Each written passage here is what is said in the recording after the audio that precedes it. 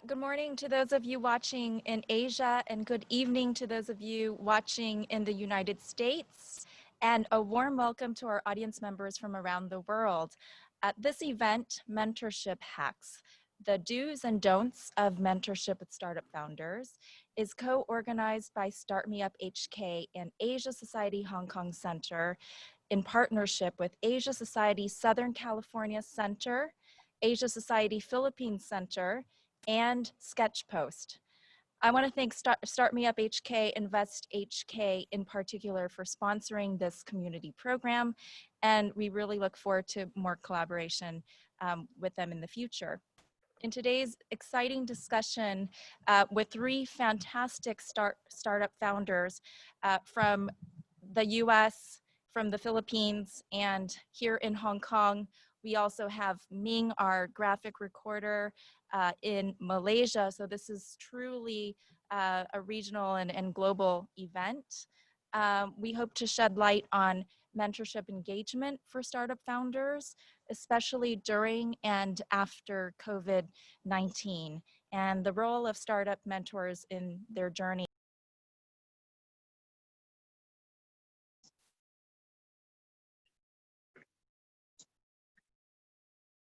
We have Bing Chen. He is chairman and co-founder of Gold House, the largest collective of leaders forging stronger bonds that enhance Asian representation and success. And of course, he was the former YouTube global head of creator development and management.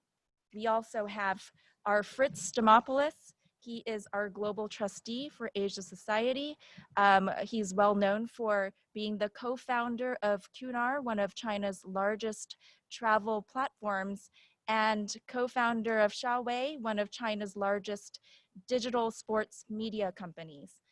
We also have Stephanie C in Philippines. She is the founder and CEO of Thinking Machines, which builds AI and data systems to help organizations make better decisions.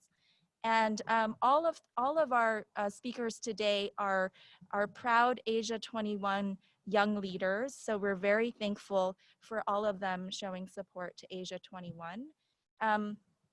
The panel discussion is moderated by Lavina Tien. She is founder, entrepreneur, and manager with over 10 years experience in the technology space, specializing in growth and operations, and she's helped launch Asian operations for companies like Google, Airbnb, and student.com.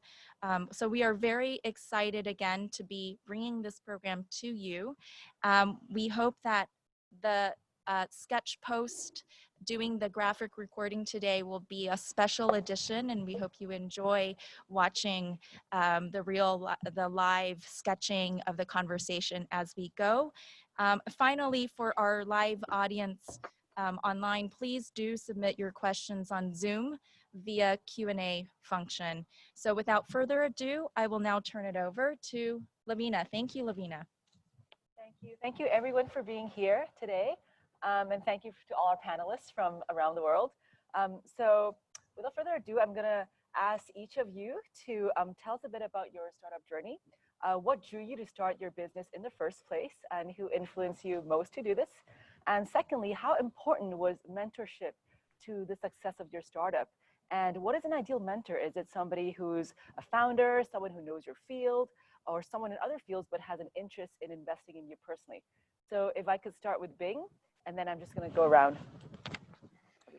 So I actually haven't launched my new company yet, but I'm trying to build the new Walt Disney company. So a cross-pollinated media studio franchise as well as distribution platform. What drew me to this is grave stupidity and hubris as well as naivete, thinking that something like building your own thing was easy and surmountable. It is not.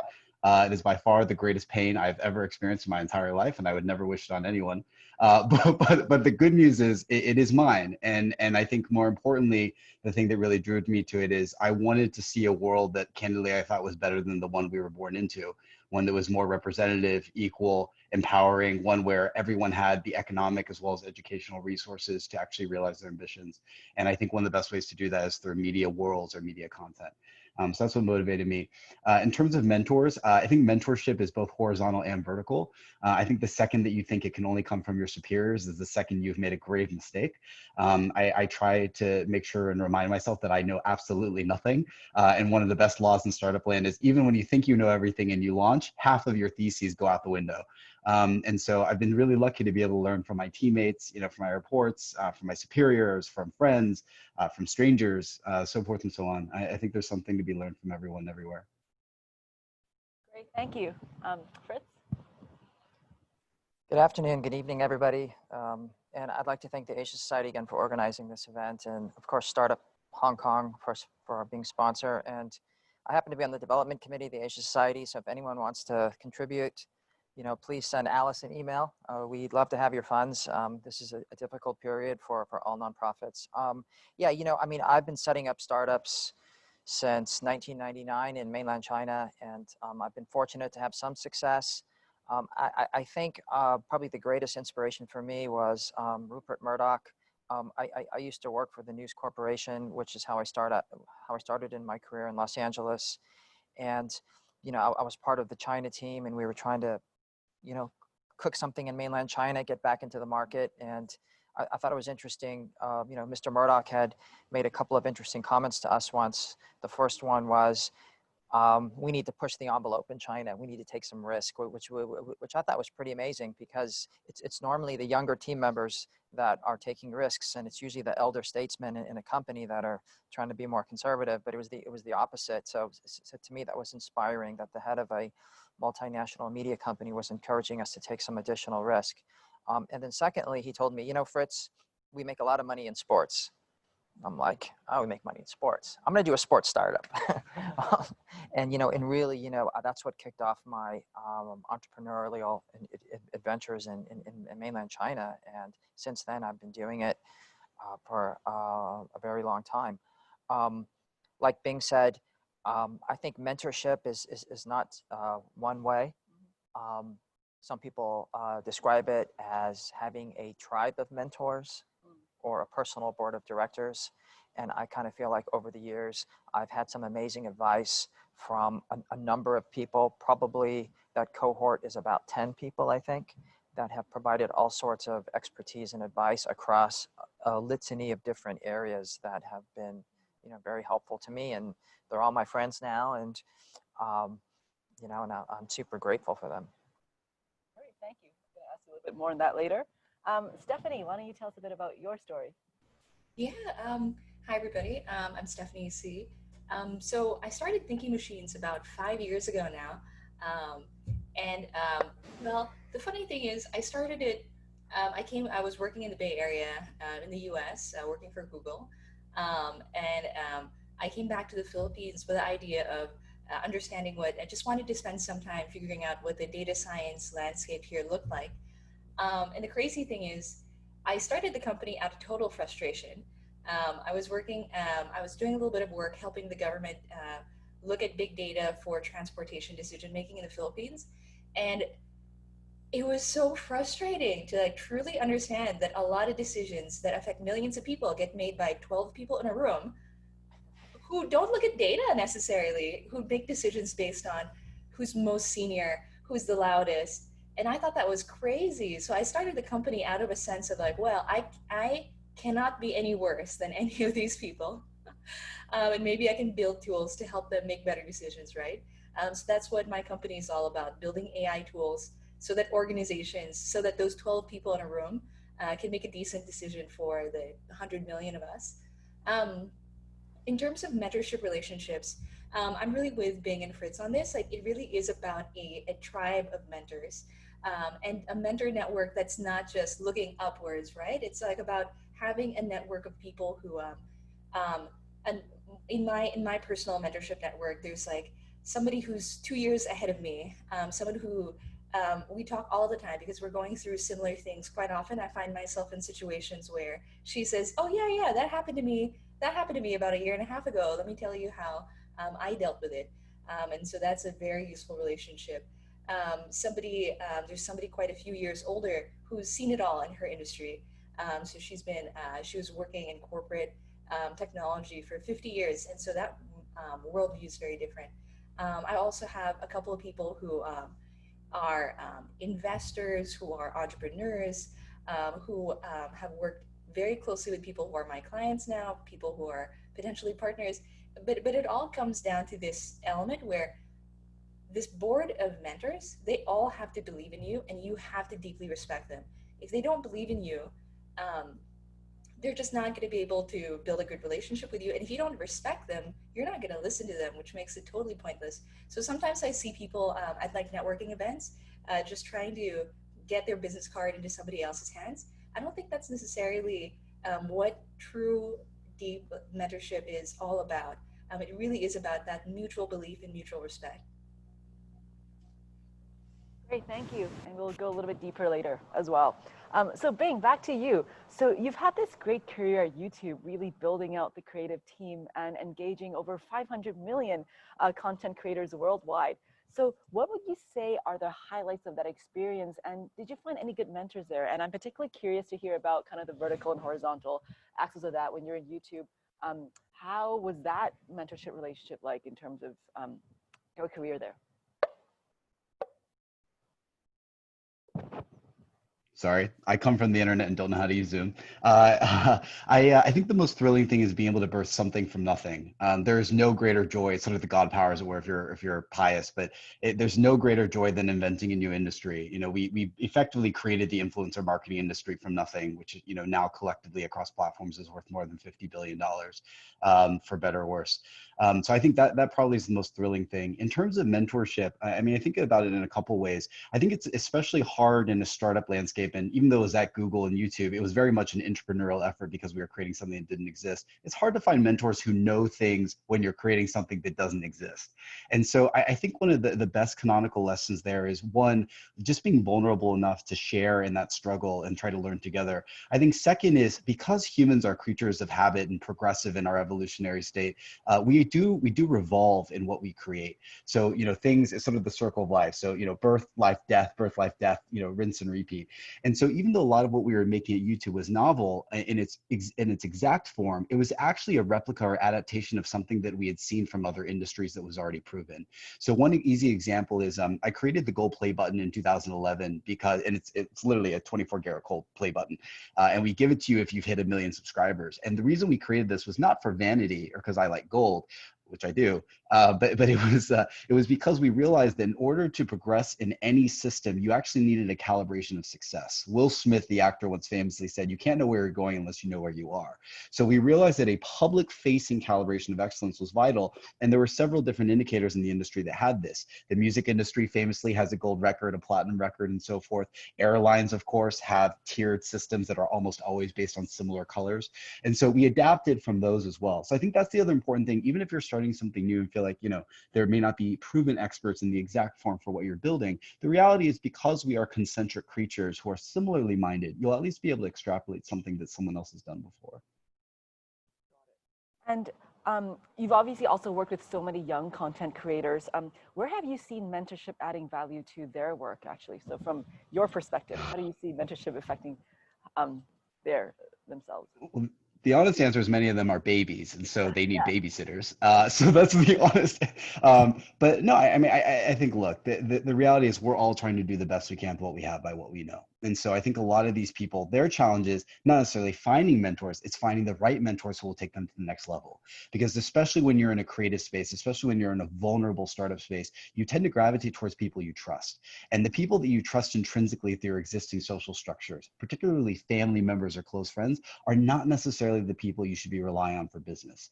One of the most dangerous things you find with artists is they often will grow up, blow up, and their parents, their momagers and dadagers, as they're known colloquially, are their partners, their business partners. Right. And the problem is, your parents' job is not to make you filthy rich and famous. Your parents' job is to make you safe. And so we see a lot of rub happen there with artists. And I think you see a very, very similar thing with founders, where people tend to partner up with their best friends because, of course, why not? And you actually see it become very catastrophic. Got it. I'll go a bit deeper into that later. So Fritz, so you're a serial entrepreneur who started very different companies from travel to sports media in China, like you mentioned earlier. So how did you first go about networking and building up your knowledge base in those areas? And were there key persons in your life that helped you overcome those first days of startup life? I think it's interesting. Like we talk about mentors helping us, but it also starts internally. And studies have shown that having self-awareness is the number one trait of a successful entrepreneur.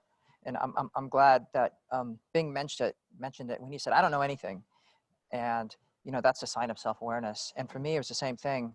When I first moved to China, I realized after a couple months, you know what? I don't know anything. I'm not. I don't even speak the language. um, and having that self-awareness just drove me to say, okay, if I don't know anything, then this is a puzzle that I have to figure out. And so it really starts from ourselves, self-awareness. And it is interesting. And then from there, I started a journey of meeting a lot of people to really understand, the Chinese market and kind of the landscape there. And of course, that meant reaching out to people I didn't even know, trying to optimize my approach. And what's funny was, and everyone knew me for this. When I remember my first meeting, and I met this guy. He was working at, I think, Young and Rubicam, an advertising agency. And back then, we were all chasing advertisers to kind of fund our startups and stuff like that. And I asked him, hey, how do you motivate your Chinese staff? And he gave a great answer. And then I started asking that question to everyone I met. How do you motivate your Chinese staff? How do you, and meaning it was just like this unending list of questions, that being the first question, to really try to understand what was going on and, and, and just gathering that knowledge. And so from that perspective, trying to manage people, right? And of course, startup success includes not just deep domain knowledge, as we like to describe it, which is, the industry ecosystem and value chain and all that sort of stuff. And who are the key players, which is also important. But then, how do we utilize our people resources? How do we utilize our technology resources and maybe new management processes and obviously companies like Google and Facebook have been like innovators, not just in their products, but in also how they manage people and really trying to learn from everybody. And of course, in mainland China, like Tencent has been a phenomenal company and how they manage their people too. And so anyways, like I just went through that whole process. And of course, along the way, you have this wide, I like to describe it, there's a wide net. I've having met a lot of people, and some of those you click with. Yeah. And so sometimes we have to appreciate the serendipity and randomness of who might be someone who can be helpful to us, who can mentor us and provide unadulterated advice. And that takes a little bit of time. And so sometimes having this wide net, because we're not sure who that might be. There's the star person, at kind of at the conference that we're chasing. I think Stephanie was saying that, but that may not be kind of the right person. It actually might be the person on the sidelines. I'm like Neil Stephenson said in Snow Crash that the most interesting things happen like on the sidelines, right? And obviously Bing's a sci-fi fan. I know the Millennium Falcon. I'm a sci-fi fan too. And and so we go on the side there, and we can meet the most interesting people that might be a little bit more quiet, a little bit more thoughtful, and you know what? They actually have the time to help us too. And so having this wide net, because we might click with different people, and also people who are amazing and can help us. I mean, frankly, they have many choices, right? I mean, they're super busy. I mean, Rupert Murdoch's busy. Barack Obama is very busy. He doesn't have the time to talk to me, right? But maybe if there's an X factor that resonates with, it is interesting. Like a friend of mine is a mentee of Barack Obama because he has an X factor about him that kind of works, right? Apparently I don't have that, but maybe with someone else I might have it, right? And so we have to cast that wide net. We have to be very disciplined about it, continuous, looking for mentors and engaging with the wider community requires a very disciplined, continuous process. And sorry for going on so long. And I would also add that we have to be very strategic. And being strategic is we have to kind of understand, you know, what are the areas that maybe we need help on? Sure, there's leadership and management and all that sort of stuff, but there could be things related to like our industry or subsections, maybe of our industry that are really important. Or it could be related to certain geographies, or it could be related to certain functions, marketing, finance, government relations in China. That's a big deal. And it really is a unique set of capabilities. And, you know, and sometimes we have to just think in our mind, okay, I can navigate my networking and my outreach and seeking mentors across those, like, across these areas. Great, thank you. So Stephanie, so you've built a valuable company by returning to the Philippines, where not many data science companies like yours existed, as you were telling us earlier. What are some of the challenges that for founder of trying to build out a business in a place with not so much infrastructure like what you did? Hey, so oh man, what aren't the challenges? So maybe before I talk about that, I'm going to talk about why it's really fun to do it this way. Sure. Right? Um, I started my career in San Francisco Bay Area, where there are a lot of best practices around how to build startups. There's a lot of venture capitalists. There's a lot of very good engineering and technology talent, and for the most part, people um, people are trying new things. But there's a set of best practices. There's a mindset around problem solving that exists, right? But when you do something in a place where that mindset doesn't exist, where people have never seen that problem solved before, where there are no best practices, 9 out of 10 times, people will just try to do things their own way, and 9 out of 10 times it fails terribly. But the 10th time, you get a really, really unique spin on a problem, on a solution that you thought you already understood. And that's what I love the most. That sense of like, wow, that's new. That actually works. That's so fun. So when I have people working on my team here in the Philippines who I challenge them with a startup problem, they've never met anybody who solved this problem before. They're really trying to come up with their own way of tackling it, and they just come up with these like amazing, absurd solutions that work great, and that like fun and novelty factor is what keeps us going, really. And I think it really does make up for the lack of an ecosystem, right? In the Philippines, you don't have a ton of um, you don't have venture capitalists who've brought startups from like a seed stage to exit. I think we've only ever had um, two real tech companies that have gone all the way to an exit. One of them, Coins PH, got bought by Gojek last year. Fantastic company, great founder. I think Ron Hose brought his company to, I can't remember how much Gojek bought them for, but I think it is like the single largest exit for any Philippine tech company. And that was only like a year and a half ago. And since then, nothing much, right?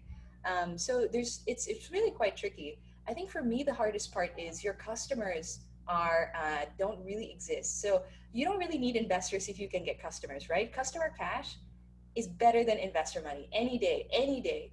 Um, so if we're talking about customers in the Philippines, there's two potential kinds of customers. One, enterprise customers, those big conglomerates and companies. Two, you're a startup that you're selling to just like people, right? Just like B2C companies. So for the former, so my clients are mostly enterprise customers. And it is so hard to deal with conglomerates and procurement in conglomerates. They're not used to buying software as a service. There's no IT manager who can put a credit card down for like a $200 a month subscription, right? Like you do have to go through procurement and approval.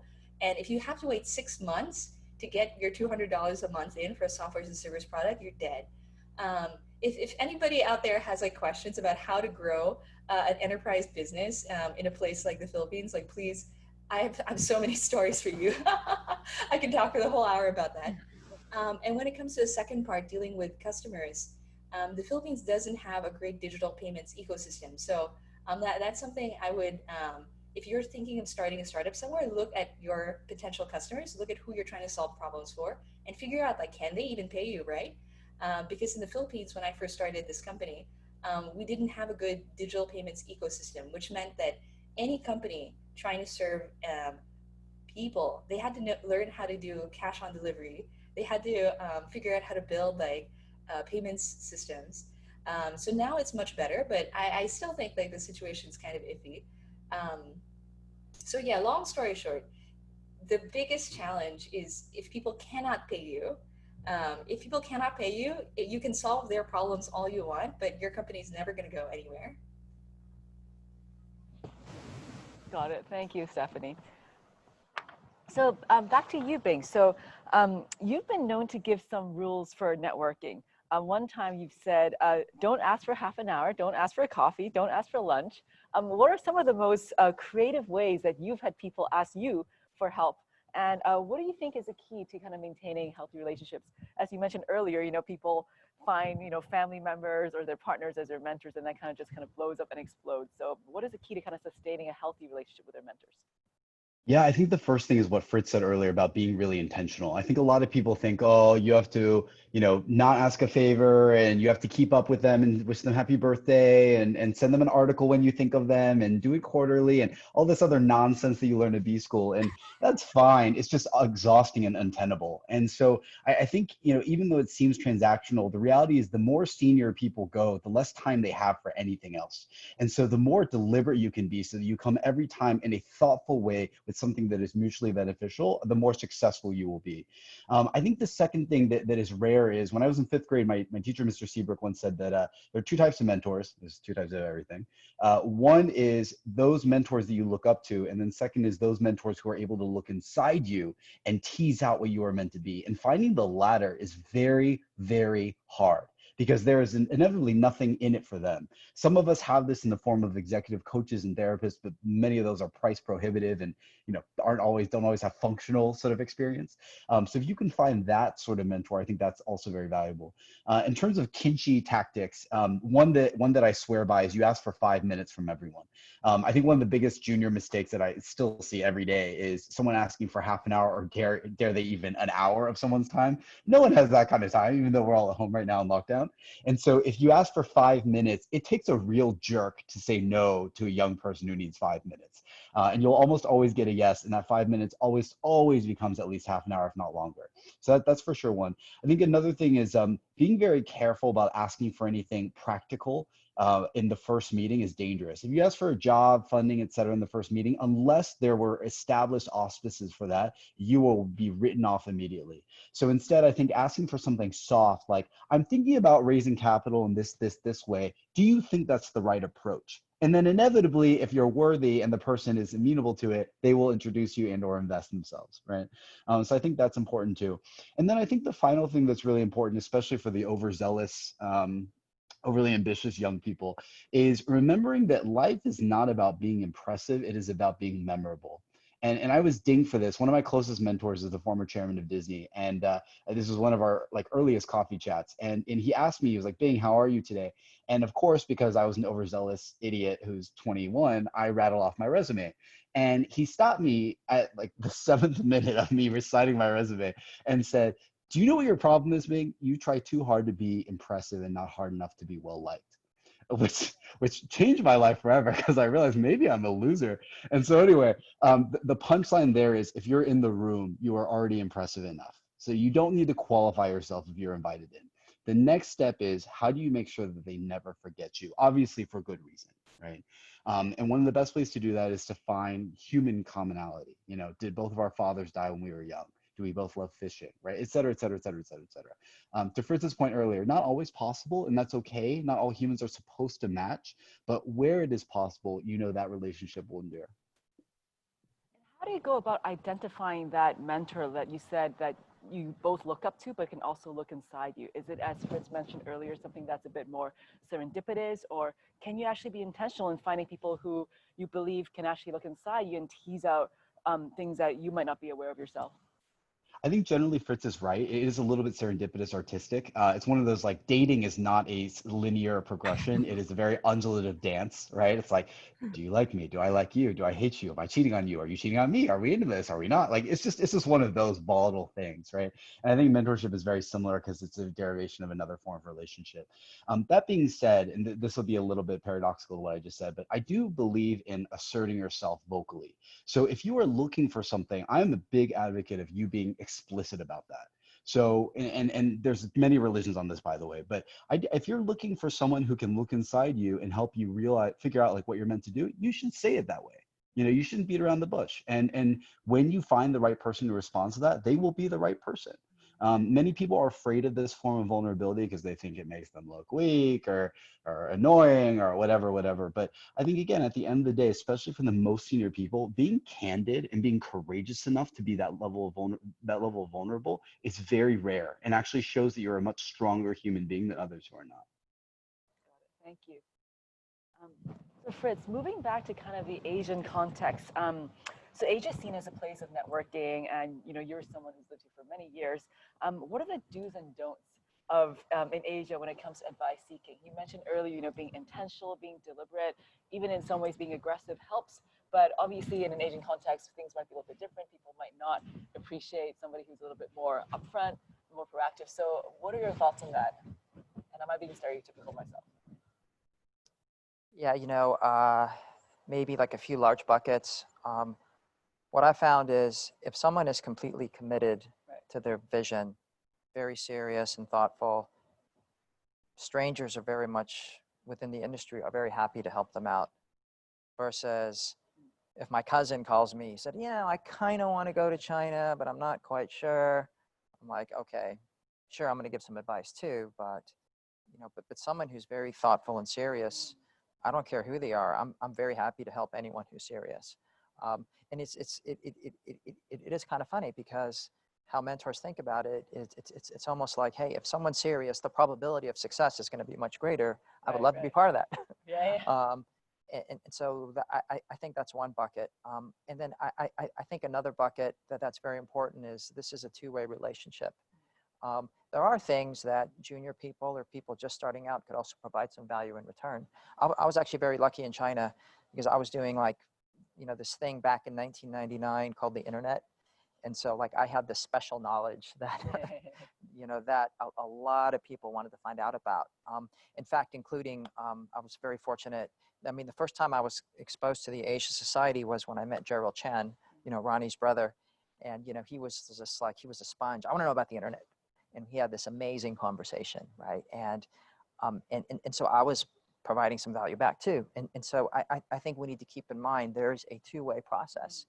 And does it mean you have to have a research report as a young person starting out? No, but you could have some well thought out ideas, right? I mean, there's a bunch of stuff. You could do some research. You could do some, you could do anything just to throw out, hey, you know what? I have some ideas. And so I think maybe that's a second bucket. It's just to recognize this is a two-way process.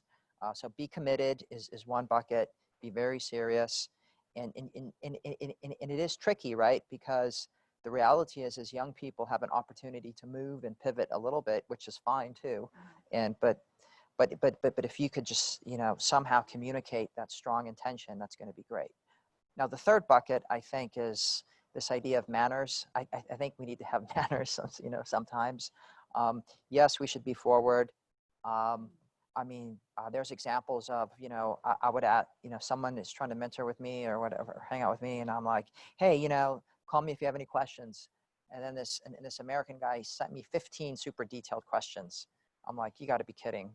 It was almost like he was doing a research report. I'm like, I mean, what is this? And then, so it was funny. So after every single question, I said, Google, Google, Google, Google. We can talk about this one. Google, Google, Google. Meaning, we should have some manners, right? Don't suggest coffee on a Sunday night if someone has a couple kids, right? Ask for 5 minutes right before lunch. That's always a good time, right? Or maybe at the end of the day, stuff like that. That I think this idea of manners and I think when we think about good manners and good form, I think it's just recognizing the other side and what are their needs, and showing that little a bit of respect. And and maybe the fourth thing I would say is what really resonates, or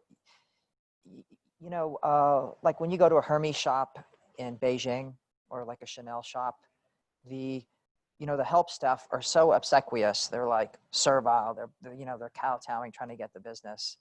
And, that's super annoying, I think, right? I mean, can't we just be cool?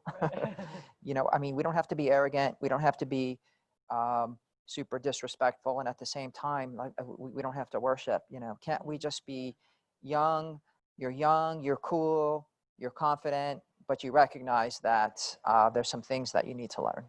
And, you know, I think there's a certain demeanor that is kind of tricky, right? Because we all get intimidated when, you know, the famous person walks into the room and all that sort of stuff. But, you know, even Robert Redford is just sick of people saying, "Oh my God, you're Robert Redford," right? He would just, I mean, all these, all these accomplished people would just love to have a drink and make fun of other people in the room too. You know, which is what we all want to do, is just make fun of other people, right? Or whatever, chat and hang out and to kind of get over that. And so if you can get over that, and if you can have that demeanor, and, you know, and some people are really good at that, but, you know, like we all get intimidated, or, you know, that aura. And so I think that would be the fourth bucket. You know, if you can work on that, you know, it just becomes such a turnoff when, oh my God, you know, and of course the fifth thing, which makes total sense, like Bing said, you know, don't make a specific ask, right? Right. Oh, can I have a job? Or, you know, instead, you know, I'd love to get your, and, you know, like, like how to make friends and influence people, right? Yeah. You know, people love to talk about themselves, you know, so just ask a few questions that Shift it back to them. Yeah. You know, ship it back to them. And, like, it can't be a basic question like, how did you start out in your career, right? It has to be something like, do you have any secrets on how you network, or how you, or something like that, Right. you know, that is slightly different than the typical question that you get. And I mean, you can imagine, right? If some famous person is speaking, you know, at Harvard, and, you know, the first 5 questions are going to be so lame and standard, right? What's the secret to your success, or something like that, you know, kind of forget all those. I mean, you could have a similar intent, but a slightly different spin. You know, I think certainly resonates. Anyways, I think those are some random thoughts that I think would be helpful. Thank you. So Stephanie, so you mentioned earlier that, you know, one of the biggest headaches you've had is paying customers who actually, you know, give you cash and pay you.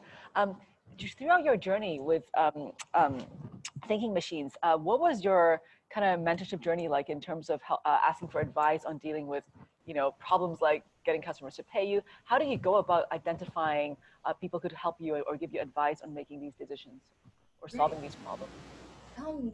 I think we've all, like Fritz, Bing, and I have like touched on this, but it really is worth explicitly saying that mentorships are about building relationships and not about transactions, right? Because often when we talk about the value of our mentors and the value we provide as mentors, it's easy to talk about specific examples where we've been helped or where somebody's helped us. So those are more, but those are more like offshoots that come out of having a strong relationship with somebody. So kind of coming to mentorship from the way of like, I need to identify somebody who can give me X, and then trying to find the person is a little bit for me like backwards, because I usually try to work from the perspective of who can I find people who I resonate with, who I could learn from, and who would be interested in learning from me also. And then from those relationships, typically then we're able to identify like, oh my gosh, you're on the board of this company, which I've been trying to work with. Could you please like help me with X, Y, and Z?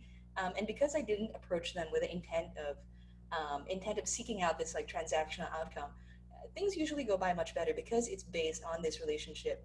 Um, so for enterprise sales, I was pretty lucky in that I ended up being connected to the Endeavor organization. So Endeavor is a global what do they call it? It's a global NGO that supports that's like provides like mentorship and advice and support and like sometimes funding to younger entrepreneurs.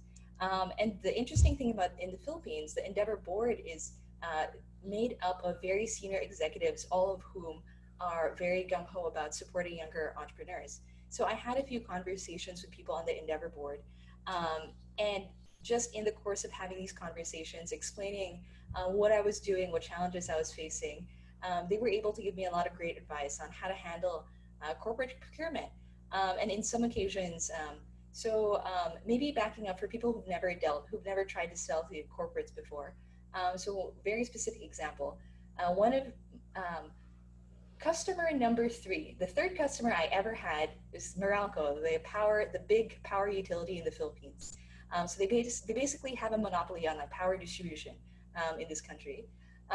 And so I pitched them for 2 months, and they said yes to us building a couple of machine learning models for them. So great, awesome. They signed the scope of work. I thought we were good.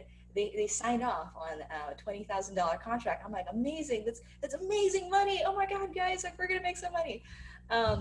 Then they forward the contract over to procurement, and my nightmare begins. So the way it works in these big conglomerates is that the business unit is going to approve the way is going to approve of the scope of work with you and say like, oh, these are, this is a great startup, these are great kids, I want to see if they can help us. But they have to take this contract and then they have to send it to their finance and procurement division, which by most corporation rules is separated from them by a firewall, so that the business unit cannot actually dictate that the procurement and finance unit work with us. Procurement is used to buying things like staplers. So when you buy a stapler, to make sure that there's no fraud or funny business happening, they have to get like 3 competing bids for a stapler, which I'm like, okay, great, that makes sense for a stapler, but it doesn't really make sense for technology, right? Because there's no way you can get 3 bids for a unique product. But they have to give it their best effort, and they have to be able to like match up how you price versus how other people price. They have to make sure that you as a company are not going to run away with the money and are not going to vanish, which means they asked us for 3 years of annual financial statements. And at that time, we'd only been incorporated for, I kind of want to say, a month and a half. Did not have 3 years worth of annual financial statements. So we were almost totally booted from working with Meralco at that point. And at the point at which the mentor was really, really helpful to us in this scenario was, how did this happen? I'm just trying to recall the exact situation. The business unit we were working with in Morocco gave us like a hint that procurement was about to boot us from the running for being a startup and not having existed for like 3 years. At which point I'm calling procurement every day, right? I'm trying to convince them that we're real, I promise. Procurement's having none of this because they say like, look, my rule book says you have to have been around for 3 years, I have to get 3 competing offers, and then I'm going to negotiate with you, because while the business unit approved of this price, it is my job as a procurement team to make sure that Meralco gets the best possible deal, which means I'm going to ask you to cut another 20% off of your price tag after the business unit had already negotiated down like 30%. I was just pouring my heart out to an older entrepreneur that I had met through the Endeavor space, and he told me, okay, look, you're going to encounter this problem over and over and over again. But here's the interesting thing about procurement. They can be overridden. And I was like, what? You can override these things? Like it's not set in stone. And he said, yeah, you have to make a case to the most senior, who can override procurement, the head of finance or one of, and he identifies for me the organization chart of Malaco and tells me who has like overriding decision-making power and says, the rest is up to you, good luck. And so I cold call, I cold call quite a few of these people. I send them our deck. I try to reach out through the business unit I'm working with saying like, okay, can you put me in touch with any of these 6 people? And can you please, like, I want to work with you, you want to work with us, right? For this to happen and for you not to have to work with IBM or Accenture or another organization who's been around for like 15 years, you have to help me get this piece done. So that took another 4 months. We did find somebody who got really excited about as a startup because, yeah, senior people, they want innovation, novelty, and excitement too. You just have to make the case very strongly to them that you maybe don't know what you're doing, but here is like, and I didn't try to pretend that we were going to solve all their problems using machine learning and AI, right? But I made a very strong case that the Thinking Machines organization, we were going to work our hardest. We were very smart and capable. We had a very strong concept for them, and got them excited about what we were going to do. And so we did manage to get one of those overriding people to step in for us and tell finance that he would take the responsibility if I ran away with the money, which I did not, thankfully. I actually did the work really well, and they're now one of our longtime clients. But every single one of our first, I can name every single one of our first 10 customers and exactly how we managed to get through procurement. But our life as a company really changed once we hit that 3-year mark, when we stopped having to. We don't say that we're a startup anymore to these conglomerates. We say that we're 5 years old. 5 years is like an established company, right? But just surviving to that point is really important for any startup that wants to work with companies. Sorry, that went on for quite a bit. But I think that not a lot of startups sell in the space that we do. So there's just a lot of like very interesting nuance to selling into the space. No worries. There was actually a question from the audience about this, so it's really good that you were able to share your story. So on that note, I'm going to move to Q&A from the audience that we have here today. I'm just going to throw out the question and just kind of see which one of you wants to answer.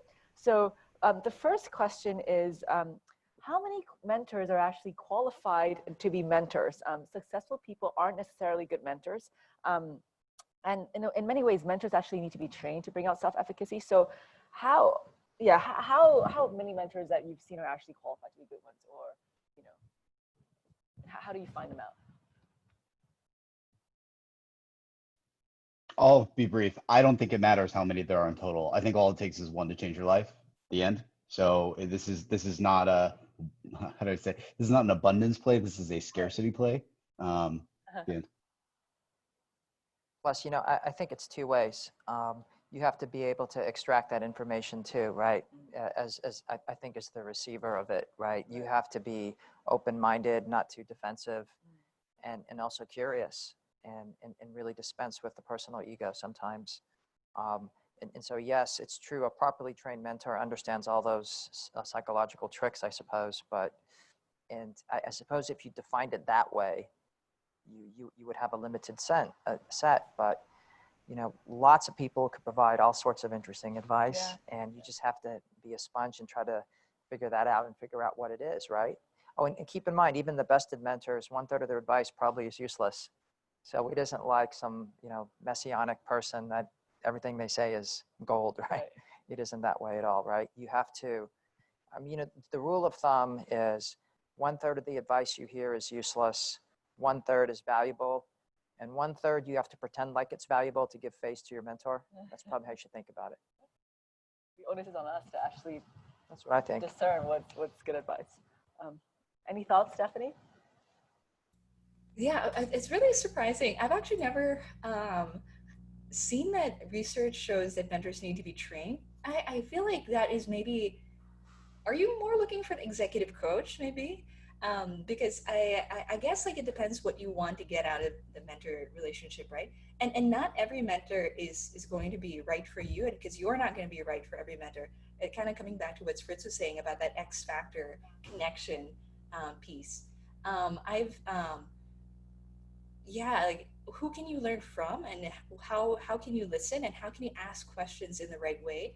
I would challenge that this is much more of like a two-way street. It's not just about how many mentors are qualified to be mentors, but what kind of are you, how good are you at asking the right questions, listening carefully, and pulling out of people the things that you can learn from them. Because mentorship doesn't, again, like it doesn't just come from people who are more successful than you or older than you. It really can come from, learning can really come from people who are newer in the space than you are, who you're supporting. That's why people want to mentor you usually, because they want to learn something from you too. So kind of taking that mindset helps to set the stage for a stronger relationship. And yeah, sometimes you only need one, but the way I deal with the people in my like tribe is very much that different people have different areas of expertise. And I am in the tribe of some of these people also, where if they ask me questions about management, throw ideas around about how to sell to enterprises, about bootstrapping, about data and data technologies, I'm so happy to answer, and I have a lot of like insight to share. But if I'm asked about if I'm asked about cryptocurrency, for example, I don't know anything about crypto. I'm like not the right mentor for that specific topic. So one way to think about it might be to have like different mentors for different topics and just pull out what you can, the valuable insights from each person as you go. Got it. Thank you. So the second question is, it's a bit more timely. So now with COVID-19, right? How do you think kind of virtual mentorship models work, and do they work? And the question here specifically asks, how can especially we deal with mental health, especially with kind of the pandemic affecting a lot of the mental health of quite a lot of people around the world in various levels. Like how can a potential mentorship model work in this new world? So I mean, let's break it out a little bit. So there's professional mentorship and there's personal emotive mentorship. There's enough data that demonstrates that people feel more comfortable being vulnerable and expressive when they actually aren't physically proximate to others. This is why a lot of therapy sessions are over the phone, because people tend to share more when you don't have to look someone in the eye and sort of share your deepest darkest secrets. So I actually think that's improved, and it's also made things like mental health access and so forth more accessible. On the professional mentorship side, I mean, it really depends. If you have a meaningful relationship and you're deliberate, you will find ways to, replicate what you had in person virtually. So, for instance, if you like to add a very tactical level whiteboard, you can whiteboard on Google spreadsheets, right? If you have singing lessons, you can get a snowball microphone and use the right sort of virtual live streaming service. So you sing, you sound, in pitch and synchronous, et cetera, et cetera, et cetera. So there's always a way. I think the greater challenge is mental health because this is such a novel experience for us.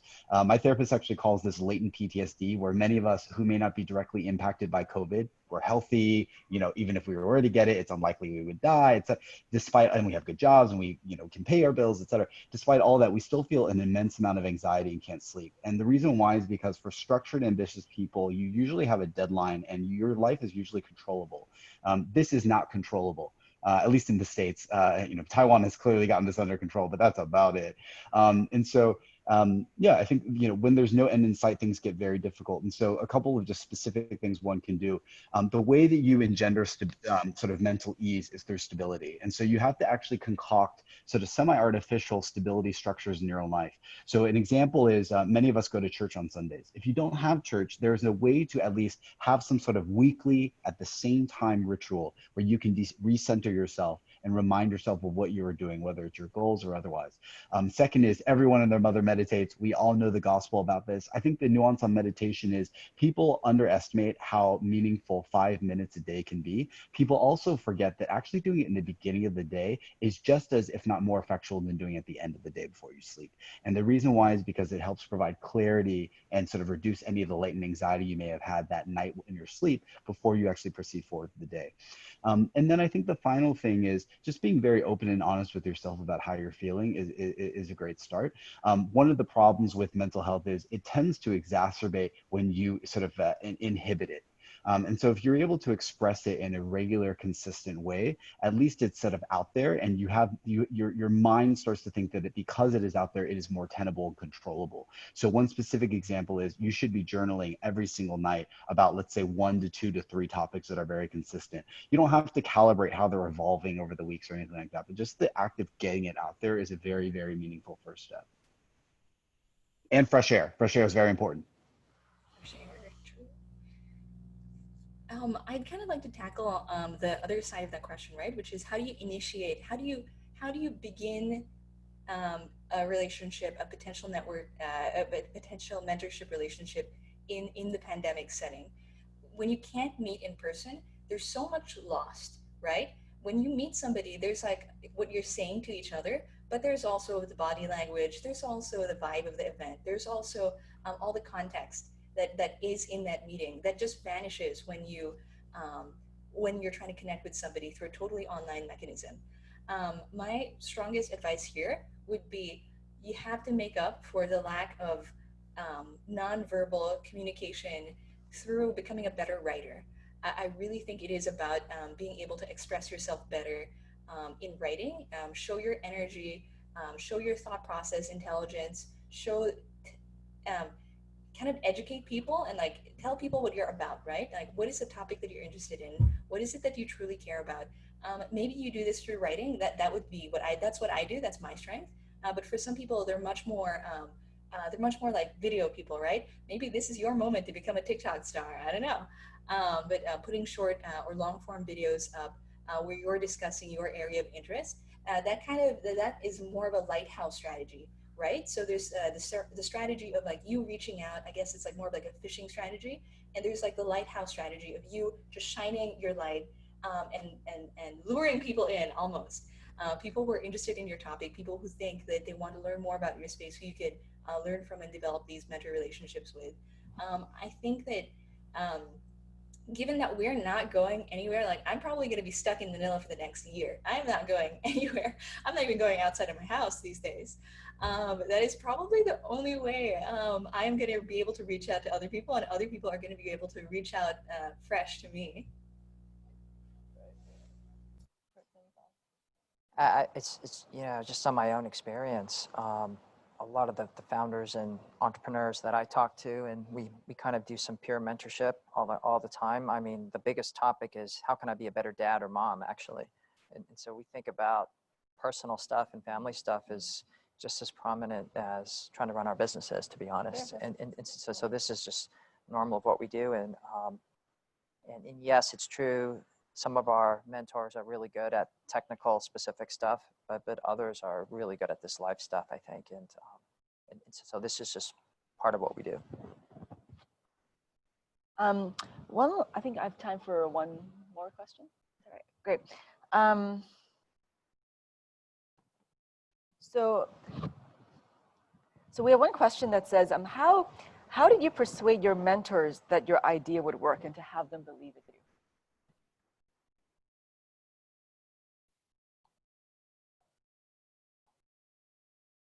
I think we touched upon. I mean, this is one of those things where there's not going to be a good answer because the question's almost wrong. The answer is like one, as Fritz mentioned earlier, like self-awareness is incredibly important. We have to know what we don't know, and we have to seek out mentors, advisors who can fill those gaps. Right. But the second thing is like, you're not building a business to please your mentor. You're building a business to like change blank. Right. The end. And your customers and eventually your shareholders and your board and so forth and so on. So yeah, I hate to be that guy, but I feel like the question's almost flawed. I know, right? I was thinking like, you just gotta, oh my God. You have to just put your best self and your best vision of the company forward and see who that resonates with. There's no like one way to do it correctly. My like communication style, one of, another CEO friend of mine, we were practicing a pitch, and she was trying to do it just for kicks. She was trying to do it my way, and then she was trying to do it her way. And it's interesting, but like the way I pitch is much more very quantitative, very sincere and serious about what I think the numbers are, what I get excited about technology. So when I tried to pitch her company my way, it sounded totally different. And when she tried to like take the words out of my mouth and like repeat what I had said, she couldn't do it because she's like a very funny, very improvisational, very high energy person, and that sort of like calm cadence, quantified cadence coming out of her just sounded wrong. It was terrible. She then like threw everything out and did it her own way, told a lot of funny stories and jokes, showed a lot of her product, and it worked out great. And that's not the way I would have done it at all for I could never do that for mind thinking machines. So yeah, don't try to like do it in a way to please somebody. Just like do it the best way you can with like self-awareness, a sense of humor and humility, and you'll pull in the right mentors for you. I personally think it's a compliment if someone doesn't believe in your vision, right? If you think about it, right? Because if everyone did, then a ton of people would be doing it. I mean, Brian Chesky at Airbnb, right? He had to talk to 30 investors before somebody believed in his vision. And keep in mind, these investors, this is what they do for a living. They look at all the tech companies. They're super incentivized financially to figure out the winners, and they all passed, right? And the same thing with my company. I don't know how many people we talked to, kind of for Tunar, and everyone passed on it as well, right? And so in a way, it's a compliment, right? So I wouldn't worry about that too much. And is there a connection between, the mentor believing in your vision and providing good mentorship? I don't know. I mean, like I give advice to people. I'm not sure if the idea is going to work, but it doesn't really matter, right? I'm still happy to give advice. So I'm not sure, you know, like being said, I mean, you know, maybe it's a slight, maybe we should think about the question differently. But Fritz, even in those situations, you believe in the person, right? Even if the idea sounds a little bit like, well, We do believe in the people, that's for sure, right? I mean, this person has some X factor, some magic, right? Right. Well, thank you so much, everybody, for participating today. I think the time is just about up. And thank you also to all our participants from Zoom around the world. We hope you all got something very useful. I certainly did in terms of mentorship hacks in the startup world. So everyone, please keep everything you learned in mind and stay safe during this pandemic. And we all hope there will be an end in sight. Thank you. Thank you, Asia Society. Thank you. Well done, guys. All right. Thank you. I made it. You know, Hong Kong is back. There is traffic jam these days. So I want to thank all of you for being with us. I am the Executive Director of Asia Society Hong Kong. I'm Alice Small. And I want to thank Anne, my colleague, for opening. And I wish I was here earlier, but I saw everything in the cab. So first 5 minutes of the presentation. So I want to thank today's participants. And I really want to thank all of you for being with us in our audience. I've always seen Asia Society Hong Kong here, our new iteration in this site, as a startup. And since we started about 8 years ago. So don't be surprised if each of you are getting a phone call from me about coffee for 5 minutes, and then we will go on from there. I know Fritz knows what I'm talking about. So thank you all for this wonderful, really advice and mentorship hack, and as part of the Start Me Up Hong Kong Festival 2020. And we really, really want to thank our speakers today. Thank Bing, Fritz, Stephanie, and Lavina, thank you so much for moderating. And Ming Lee, Sketch Post, I've been following it. It's just been so cool to watch it. And also all the wonderful tips. And we would not be able to do this program without the support of all of Asia 21. You know, it's great to have an all Asia 21 panel. And I really am delighted. And this is following up on our earlier program with Rupam Sharma that we had about 2 months ago. And thank Asia Society Philippines. Thank Asia Society Southern California. Thank you for taking part in this wonderful collaboration. And because of COVID, we moved most of our programs online. In fact, all of our program online, and we've been collaborating with all of our Asia Society centers across the world. So this is one more program to that, and they look for more. Although here in Hong Kong, we're kind of opening up, but I think because I think Lavina said earlier, when this is not going away anytime soon, and we will continue to do our programs online as well as hybrid, online and offline. So please join us. And thanks earlier for a plug from Fritz about needing support. We do. It's been a difficult time for a lot of NGOs and us included. And so please, you can be involved with Asia Society Hong Kong by becoming a member. And also financial donations, and join our programs. We have some really exciting programs coming up in the coming weeks. And in fact, the particular one that I want to mention, we're going to have our first annual book sale. We were very fortunate to be donated books from the one of the schools, and we're going to be using that as our first annual book sale, July 30th to August 2nd. So please, if you're cleaning up, those of you in Hong Kong, like me, I've been watching Marie Kondo. I've been cleaning out my closet and cleaning out my bookshelves. So please donate your books and DVDs here. We're starting to take them here at Asia Society Hong Kong, and we're going to have a really fun weekend of books and just really having a great, we're going to celebrate. There are a lot of stuff we can't do right now, but there are a lot of stuff that we can't do here in at Asia Society Hong Kong. And we look forward to welcoming you all either online or offline at Asia Society Hong Kong. Again, my gratitude to all of our panelists today and our moderator, and look forward to welcoming you back at Asia Society, either virtually or in person. Thank you.